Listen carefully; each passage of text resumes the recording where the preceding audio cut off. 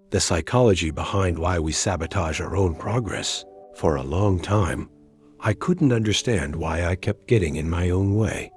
I'd set goals, make plans, and take steps forward, and then, almost instinctively, I'd hesitate, procrastinate, or make choices that undermined my progress.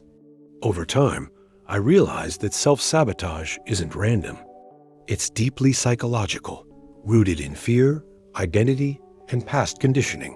One major factor is fear of change. Progress often requires stepping into the unknown, which triggers anxiety.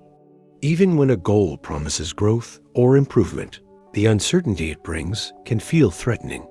Sabotage becomes a way to preserve the familiar, even if it's uncomfortable, because the known feels safer than the unknown. Another factor is fear of success. This might sound counterintuitive, but success carries expectations, visibility, and responsibility. Deep down, I sometimes worry, if I succeed, can I maintain it? Will I be judged? Will I lose my freedom? Self-sabotage can unconsciously protect against these perceived risks. Identity also plays a role. If I've long seen myself in a certain way, as not disciplined, not deserving, or always struggling, progress can feel like a threat to that identity.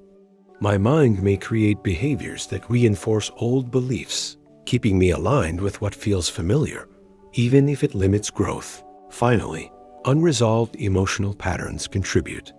Past failures, criticism, or trauma can create internalized messages that I'm not capable, not ready, or not worthy of success. These messages often operate below conscious awareness, subtly shaping choices and habits in ways that sabotage progress. Awareness is the first step to breaking the cycle.